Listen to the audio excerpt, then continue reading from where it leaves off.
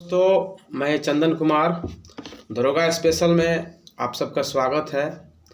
एक अपडेट जानकारी है दरोगा से रिलेटेड, दरोगा की बहाली को लेकर के कि दरोगा की बहाली जो है मैंने भी बोला था और भी यूट्यूबर जो भी चैनल चलाने वाले लोग हैं उन्होंने भी कहा था कि दरोगा की बहाली आगामी महीने में या फिर इस महीने के अंत तक आ जाएगी। लेकिन दरोगा बहाली में थोड़ा और विलम्ब हो गया। दरोगा की बहाली जो है पद तो उतने ही हैं, लेकिन अब ये बहाली जनवरी के आसपास आएगी, ऐसा अप टू डेट जानकारी मिल रहा है दोस्तों।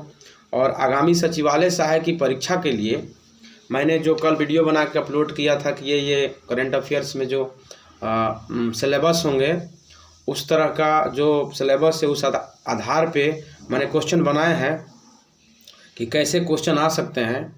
तो आइए शुरू करते हैं। और जिन्होंने मेरे चैनल को सब्सक्राइब नहीं किया है, मेरे चैनल को अच्छा लगे तो सब्सक्राइब कर दीजिए, लाइक कर दीजिए, शेयर कर दीजिए। तो आइए दोस्तों शुरू करते हैं कि नई नियुक्तियां जो 2022 में हुई हैं, कौन कौन नई नई नियुक्तियां हैं जो बहुत ही महत्वपूर्ण है आगामी सचिवालय सहायक परीक्षा के लिए। उनमें सबसे पहले है लालू प्रसाद यादव, जो 12वीं बार आरजेडी के अध्यक्ष निर्वाचित किए गए हैं। और आरजेडी का गठन कब हुआ, इस तरह का क्वेश्चन आ सकता है। तो आरजेडी का गठन 5 अक्टूबर 1997 को आरजेडी राष्ट्रीय जनता दल का गठन हुआ। जब से पार्टी बनी है तब से राष्ट्रीय अध्यक्ष लालू प्रसाद यादव ही रहे हैं। दूसरे नंबर पर राजनीतिक दल के जो दल है उसके अध्यक्ष में मल्लिकार्जुन खड़गे। मल्लिकार्जुन खड़गे अभी राष्ट्रीय कांग्रेस के अध्यक्ष निर्वाचित किए गए हैं।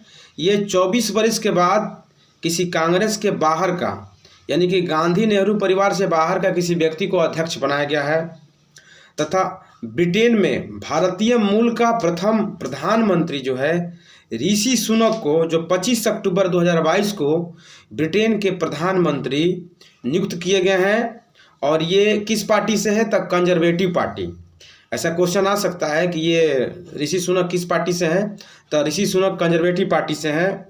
और डीएमके द्रविड़ मुनेत्र कड़गम, ये दक्षिण भारत की एक पार्टी है जो इसके अध्यक्ष हैं एमके स्टालिन, ये राजनीतिक दलों के अध्यक्ष थे।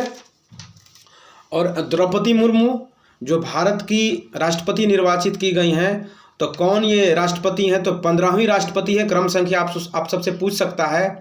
और जगदीश धनखड़ जो पहले पश्चिम बंगाल के राज्यपाल थे, वर्तमान में देश के उपराष्ट्रपति हैं, क्रम संख्या इनका 14वां है। और मुख्य न्यायाधीश, सुप्रीम कोर्ट का जो मुख्य न्यायाधीश है, 49वें मुख्य न्यायाधीश थे उदय उमेश ललित। लेकिन अभी हाल ही में सुप्रीम कोर्ट का नया मुख्य न्यायाधीश धनंजय विष्णु चंद्रचूड़, जिनका शॉर्टकट नाम DY चंद्रचूड़ भी कहा जाता है इनको, ये भारत के सुप्रीम कोर्ट के 50वें मुख्य न्यायाधीश नियुक्त किए गए हैं। और कुछ अन्य नाम भी है जो भारत से बाहर के, जैसे कि राष्ट्रीय अंतर्राष्ट्रीय देशों के राष्ट्राध्यक्ष जो थे वो भी मैंने बोला था। उनमें आप श्रीलंका को लीजिए। श्रीलंका भी हाल ही में आर्थिक उथल पुथल के बाद वहाँ के राष्ट्रपति और प्रधानमंत्री को बदला गया है। तो श्रीलंका के राष्ट्रपति नियुक्त हुए हैं रानिल विक्रमसिंघे, रानिल विक्रमसिंघे। और वहाँ के प्रधानमंत्री नियुक्त हुए हैं दिनेश गुणवर्धना। दिनेश गुणवर्धना को वहाँ का प्रधानमंत्री बनाया गया है। कहाँ का, श्रीलंका का। और जर्मनी का नया जो राष्ट्रपति है वो फ्रैंक वाल्चर को नियुक्त किया गया है। तथा ओलाफ स्कोल वहाँ के प्रधानमंत्री है। कहाँ के, जर्मनी के। बहुत समय तक जो एंजेला मार्केल थी वो जर्मनी की चांसलर रही थी। और इमैनुअल मैक्रोन एक बार फिर से फ्रांस के राष्ट्रपति निर्वाचित हुए हैं। तथा फ्रांस की प्रथम महिला प्रधानमंत्री एलिजाबेथ बोर्न को नियुक्त किया गया है। और हमारे यहाँ भारत में जो दूसरे CDS है बिपिन रावत के बाद, तो बिपिन रावत की मृत्यु जो है भारत में एक हवाई दुर्घटना में हो गई। उनकी पत्नी सहित सेना के कुछ कर्मी भी मारे गए थे उस दुर्घटना में। उसके बाद CDS का पद बहुत समय तक खाली था।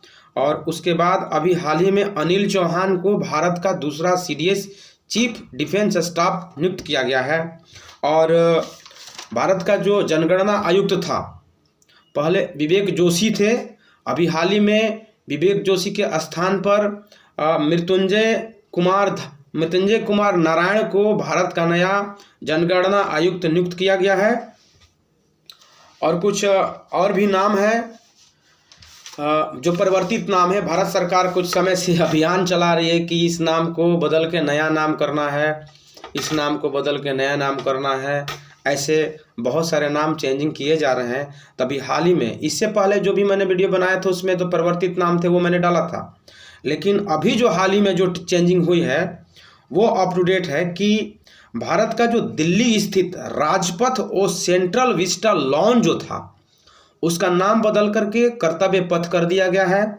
और किबिथु सैन्य शिविर ये पूर्वोत्तर भारत में पड़ता है, जिसका नाम जनरल बिपिन रावत के नाम पर रखा गया है। जनरल बिपिन रावत सैन्य गैरिसन, ये परिवर्तित नया नाम है। और चंडीगढ़ एयरपोर्ट का नया नाम है भगत सिंह एयरपोर्ट। और राष्ट्रीय रेल व परिवहन संस्थान, इसका नया नाम है गति शक्ति विश्वविद्यालय। और .5140 5140 द्रास क्षेत्र, जो ये लद्दाख और जम्मू कश्मीर का एरिया है, इसका नया नाम है गन हिल। और लिसेस्टर क्रिकेट ग्राउंड, ये इंग्लैंड में है लिसेस्टर क्रिकेट ग्राउंड, जिसका नया नाम है सुनील गावस्कर क्रिकेट ग्राउंड। और एक केवड़िया रेलवे स्टेशन है जो गुजरात में पड़ता है, इसका नया नाम है एकता नगर रेलवे स्टेशन। और भी कुछ अप टू डेट है जो मैं आपको अगले वीडियो में बताऊंगा। लेकिन जो फिलहाल जानकारी है कि कुछ भारत ने जो अपना लक्ष्य निर्धारित रखा है कि मैं इतने समय तक इस चीज़ का लक्ष्य प्राप्त कर लूँगा, उसके बारे में भी मैं आपको बता दूं कि भारत सरकार 2024 ईस्वी तक सबके लिए आवास मुहैया कराएगी, 2024 तक। और भारतीय अर्थव्यवस्था को $5 ट्रिलियन बनाने का लक्ष्य भारत का 2024-25 तक का है। और भारत को टीबी मुक्त बनाने का, इसको 2025 तक का लक्ष्य रखा गया है। और कुल कार्बन उत्सर्जन में 1 अरब टन की कमी तथा भारत में पूर्ण रूप से मलेरिया उन्मूलन का लक्ष्य। और कुल वाहनों में 30% इलेक्ट्रिक वाहन का लक्ष्य तथा HIV एड्स उन्मूलन का लक्ष्य। और भारतीय रेल को ग्रीन रेलवे बनाने का लक्ष्य। ये जितने भी 5 निम्न हैं ये 2030 तक का लक्ष्य है। क्या क्या 2030 तक का है, एक बार फिर से सुन लीजिए कि कुल कार्बन उत्सर्जन में 1 अरब टन की कमी का लक्ष्य, और भारत में पूर्ण रूप से मलेरिया उन्मूलन तथा कुल वाहन में 30% इलेक्ट्रिक वाहन का लक्ष्य, और HIV एड्स उन्मूलन का लक्ष्य तथा भारतीय रेलवे को ग्रीन रेलवे बनाने का लक्ष्य। ये जितने भी 5 हैं ये 2030 तक का लक्ष्य रखा गया है। तथा भारत को ऊर्जा स्वतंत्र देश बनाने का लक्ष्य भारत सरकार ने 2047 तक का रखा है। और भारत द्वारा नेट जीरो का लक्ष्य प्राप्त करने का जो रखा गया है वो है 2070 तक। ठीक है दोस्तों, तो मैं अगले वीडियो में फिर एक नया अप टू डेट लेकर के आऊँगा। आगामी सचिवालय सहायक की परीक्षा से जो भी अप टू डेट होगा मैं आपको दूंगा। तब तक आप लोग अपनी तैयारी अच्छा से कीजिए, और मेरे द्वारा जो भी सहयोग होगा मैं अपने चैनल के माध्यम से आपको उपलब्ध कराऊंगा। जय हिंद, जय भारत।